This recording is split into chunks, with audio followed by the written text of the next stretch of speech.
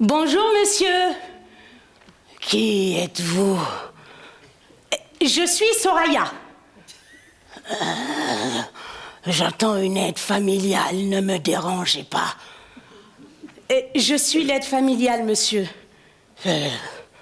C'est impossible. Vous êtes noir.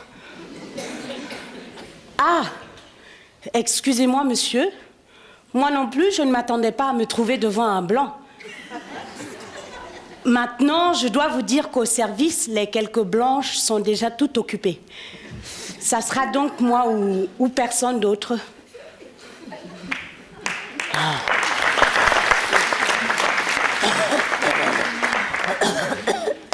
Ah ça, je ne veux pas, hein. Vous voulez ma mort ou quoi? Allez, monsieur. Pour vous, moi, je veux bien mettre sur mon visage un peu de poudre blanche. Je ne veux pas quelqu'un comme vous chez moi. Je suis malade. Et je préfère quelqu'un d'autre. Ne vous en faites pas. De toute façon, je suis quelqu'un d'autre. Bon, je vous préviens, hein. J'ai besoin d'une personne propre, bien élevée, qui sait nettoyer et faire le ménage. Une personne convenable. Rassurez-vous, monsieur, nous avons suivi une formation pour ça. Une formation. Une formation. Comme s'il fallait une formation pour faire le ménage. Encore une nouveauté sans doute. En tout cas, c'est pas comme ça que je vais retrouver la santé, moi, hein.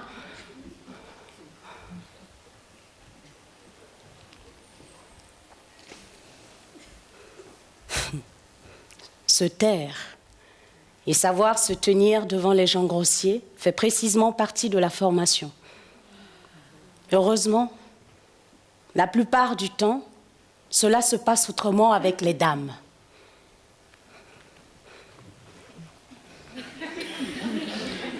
Oh! Vous m'avez fait peur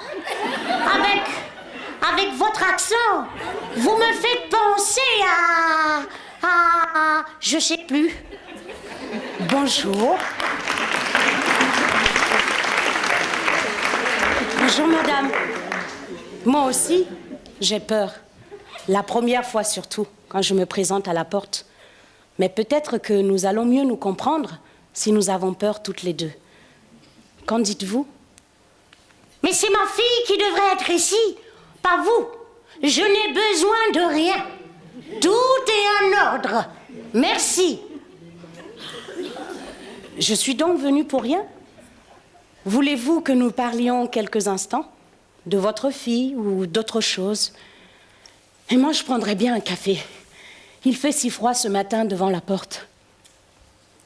Je suis vraiment désolée.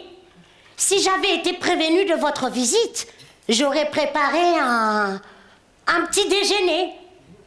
Voulez-vous une banane à la place?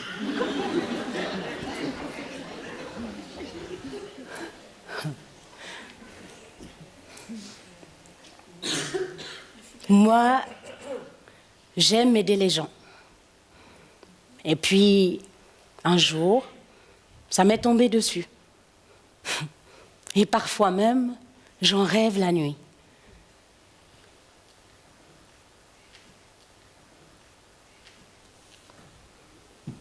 Bref, pour revenir à cette brave dame chez qui je vais, il y a la souffrance chez elle.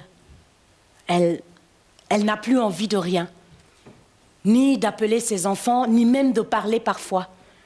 J'ai beau l'encourager en lui disant « Allez, madame, quand ça ira mieux et que vous aurez envie de faire une chose agréable, laquelle ferez-vous en premier ?» Elle me sourit alors gentiment et reste songeuse.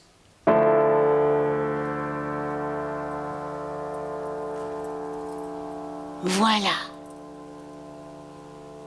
Moi, je dors plus la nuit. J'en peux plus.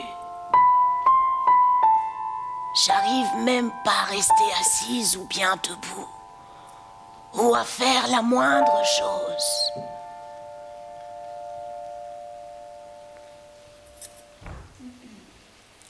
Avec le problème d'ascenseur en panne qu'ils ont, c'est vraiment pas adéquat par rapport à certaines situations. Ces derniers temps, elle va pas bien. Elle reste au lit toute la journée et elle répète sans cesse.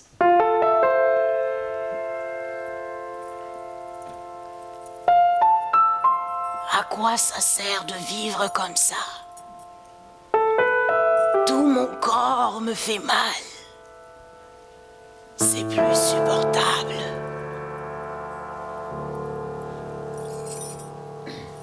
Évidemment, quand on a monté et descendu les escaliers toute sa vie, il faut plus s'attendre à courir comme un lapin. Hein. C'est pas tout de prendre soin de son corps. Encore, faut-il être à son écoute et lui parler comme à une vraie personne et lui demander de quoi as-tu besoin maintenant pour te sentir mieux? Et d'une petite voix comme ça, votre corps répond doucement. J'aimerais me sentir touchée, caressée, massée, réchauffée.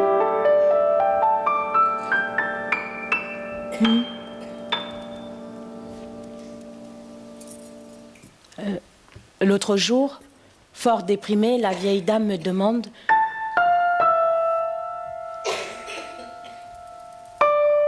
Soraya, est-ce que vous voulez être ma fille? Un instant. Ma petite Claire. Ma Clairette.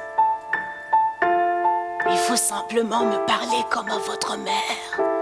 De tout et de rien. S'il vous plaît. »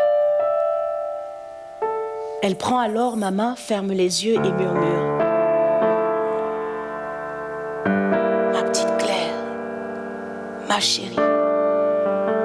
Alors je lui ai raconté mon week-end, mon bébé, mon mari et tout. Elle n'a pas réouvert les yeux et a répété sans cesse. Ma petite Claire, ma chérie. Moi, j'aurais bien voulu voir à quoi ressemblait sa petite Claire, partie à l'autre bout de la terre. La dame m'a offert un portrait d'elle, en disant que je lui ressemblais. Je n'ai pas très bien compris s'il s'agissait de la mère ou de la fille. La photo datait un peu. Ah, il n'y a pas vraiment d'air de famille, hein. Vous ne trouvez pas?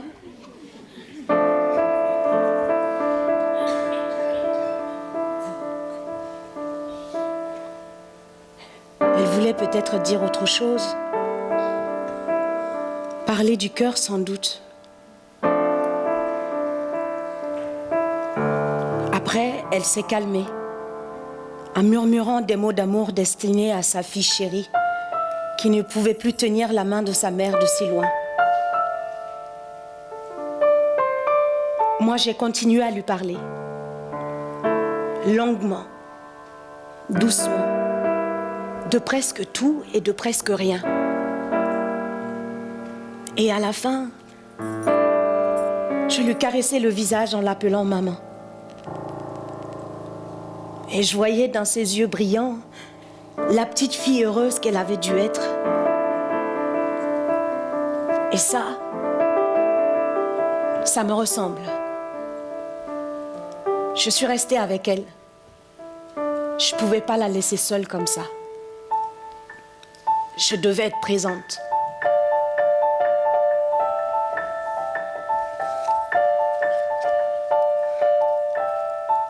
C'est peut-être ça l'amour. Mais c'est quoi l'amour exactement ?